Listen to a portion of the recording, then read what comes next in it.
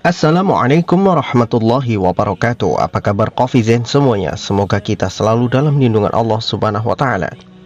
Kofizen semuanya, Al-Quran tidak berhenti memberikan sebuah kejutan kepada para ilmuwan yang berusaha meneliti tentang rahasia-rahasia yang ada di dunia, terutama mereka para sejarawan yang berusaha mencari kebenaran tentang kehidupan manusia di masa lalu, dan juga rahasia-rahasia besar yang disimpan oleh orang-orang berkuasa di masa lalu.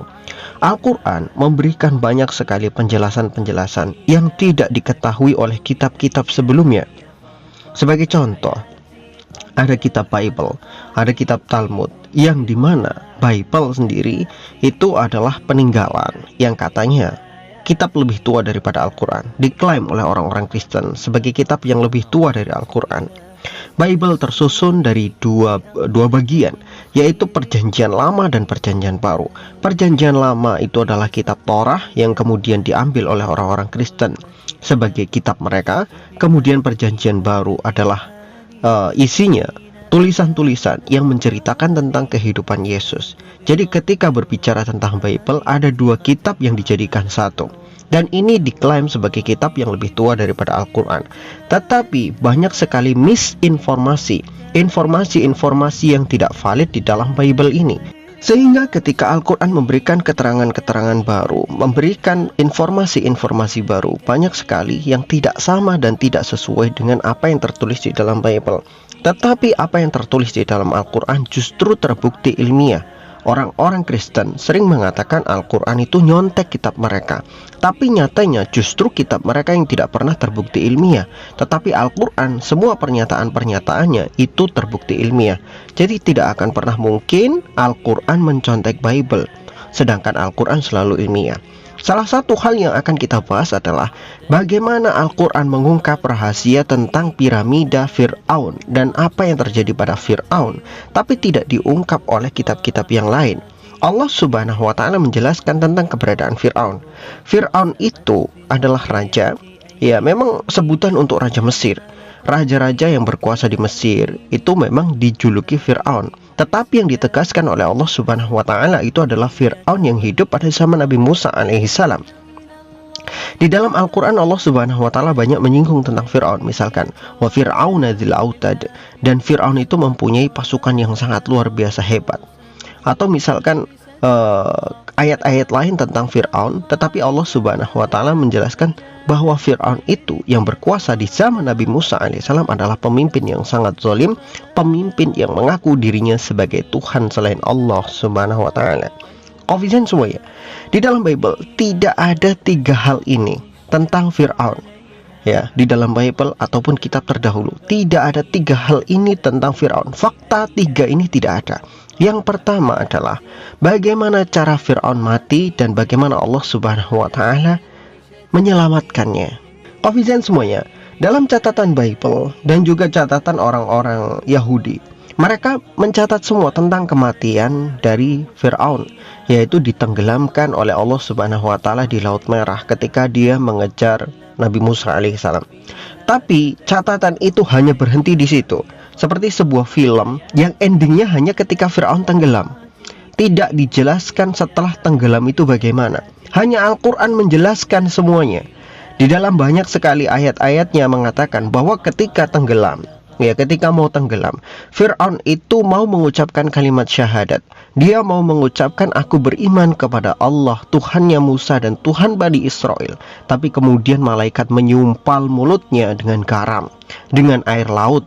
Maka kemudian air laut yang disumpalkan ke dalam mulutnya itu masuk ke dalam tubuhnya, sehingga pada saat itu Fir'aun sendiri tidak bisa berenang, langsung kemudian tenggelam karena memang sengaja ditenggelamkan oleh malaikat. Dan pada saat itu Allah subhanahu wa ta'ala tidak mau menerima taubatnya Fir'aun. Nah, selain itu, ketika Allah subhanahu wa ta'ala menyebutkan juga setelah Fir'aun ditenggelamkan, mati, kemudian Allah subhanahu wa ta'ala selamatkan.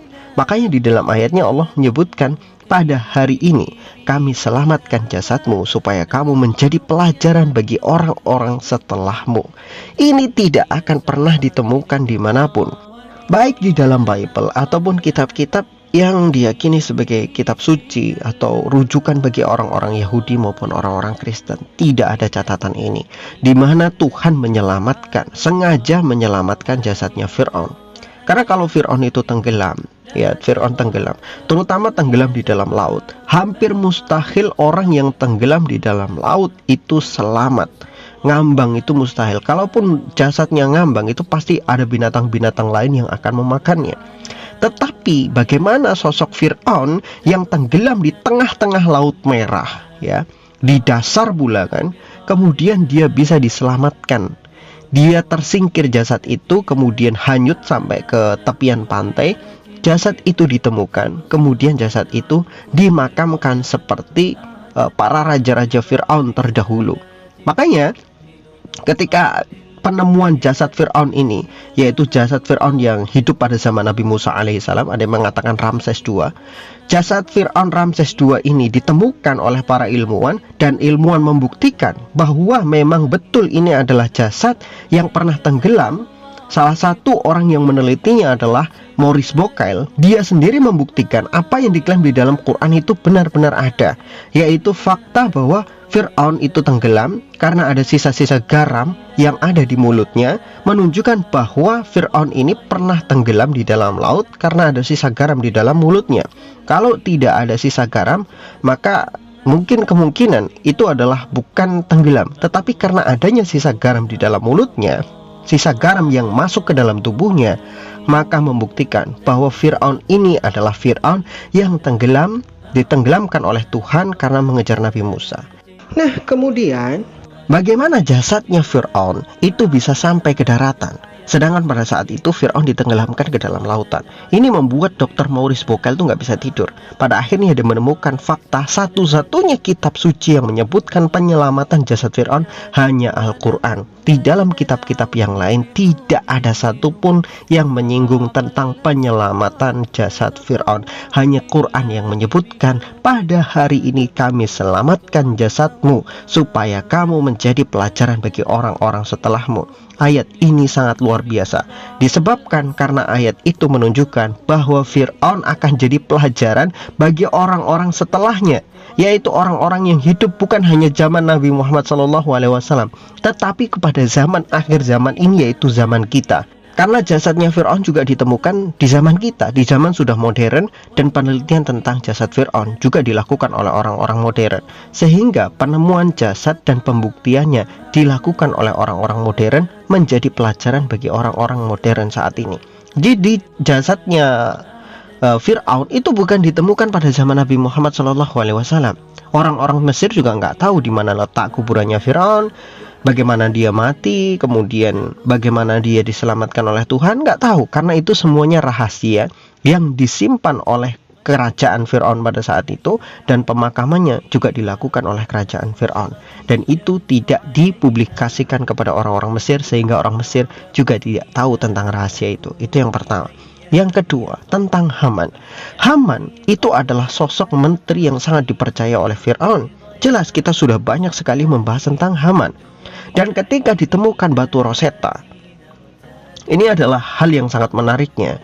Ketika tulisan-tulisan di piramida dan di batu-batu yang ada di peninggalan kerajaan Fir'aun, tidak ada satupun orang yang bisa membacanya, karena bahasa hieroglif itu sudah hilang lama sekali.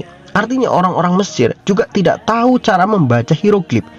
Hieroglif hanya sebuah relik-relik, sebuah tulisan-tulisan yang tidak ada satupun orang yang bisa membacanya. Sampai ditemukan sebuah batu bernama batu Rosetta, yang di situ ada 3 bahasa, salah satunya hieroglif, dan juga ada bahasa Romawi pada saat itu. Sehingga dengan bantuan bahasa Romawi dan ada bahasa hieroglif, terjemahan dari bahasa-bahasa itu mampu mengurai apa yang tertulis di dalam hieroglif baik itu di piramida ataupun di istana Mesir. Dan pada saat itulah ditemukan fakta bahwa seseorang bernama Haman pernah menjadi menteri kesayangan Fir'aun yang membangun banyak sekali bangunan-bangunan. Hal itu dikonfirmasi langsung oleh para sejarawan, dan Al-Quran memberikan sebuah informasi yang jauh melampaui ekspektasi manusia, di mana Al-Quran menyebutkan Fir'aun pernah berkata kepada Haman, "Wahai Haman, Bakarlah tanah liat untukku, dan bangunlah bangunan yang tinggi, supaya aku bisa naik melihat Tuhannya Musa. Sungguh aku sangat percaya Musa itu termasuk orang-orang yang mendustakan, orang-orang yang berdusta. Jadi ayat ini menjadi pondasi bagi kita bahwa ternyata Haman itu memang ada di dalam Quran. Dia menterinya Fir'aun, orang yang sangat dipercaya oleh Fir'aun, dan dia bertanggung jawab terhadap pembangunan yang terjadi pada masa Fir'aun. Dan bukan hanya itu saja, Quran juga menjelaskan tentang bagaimana piramida dan bangunan-bangunan Fir'aun itu dibangun. Ini fakta yang ketiganya, di mana semua bangunan-bangunan itu ternyata adalah tanah yang dipanaskan, yang dibakar dengan metode tertentu, sehingga menghasilkan batu buatan, bukan batu asli. Jadi istana-istana Fir'aun, termasuk piramida, termasuk seping dan lain sebagainya, itu bukanlah batu asli yang diseret dari gunung, yang dipotong-potong oleh mereka kemudian dibentuk bangunan. Tidak, ternyata itu semua adalah batu buatan yang dibuat dari campuran tanah dan berbagai macam proses kimiawi, kemudian itu dibakar sehingga membentuk batu buatan yang sangat keras, sehingga itu digunakan untuk membangun istana, membangun piramida, membangun seping, dan juga bangunan-bangunan lain yang dimiliki oleh Fir'aun di masa itu. Siapa yang membangun? Namanya Haman. Dan itu dibuktikan oleh sejarawan bahwa Haman tertulis namanya di dalam piramida-piramida Mesir sebagai menteri pembangunan yang membangun bangunan-bangunan besar milik Fir'aun. Ini ada 3 rahasia yang sangat besar. Orang Mesir saja nggak tahu, tapi Nabi Muhammad SAW dengan wahyu dari Allah Subhanahu wa Ta'ala mengetahui kebenaran-kebenaran ini dengan sangat akurat, dan dibuktikan oleh para sejarawan juga dengan sangat-sangat akurat. Ini yang menjadi bukti bagi kita, mengatakan bahwa Al-Quran tidak pernah nyontek kitab sebelumnya, dan Quran itu betul-betul wahyu dari Allah Subhanahu wa Ta'ala.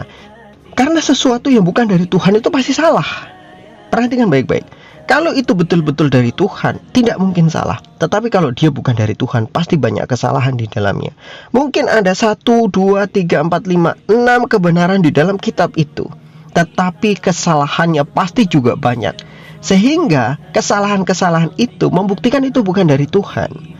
Karena apa? Karena Tuhan gak mungkin salah. Dan itulah yang terjadi di dalam Quran. Hampir semua ayat-ayat Al-Quran yang membicarakan tentang sains, membicarakan tentang sejarah, membicarakan tentang ilmu pengetahuan, semuanya akurat sesuai dengan fakta yang ditemukan para ilmuwan, membuktikan bahwa Al-Quran tidak salah, tidak pernah salah, dan Al-Quran selalu benar.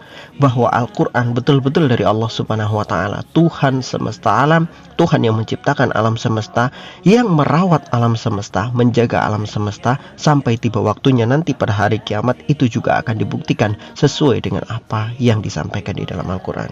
Wallahu a'lam bishawab. Semoga bermanfaat.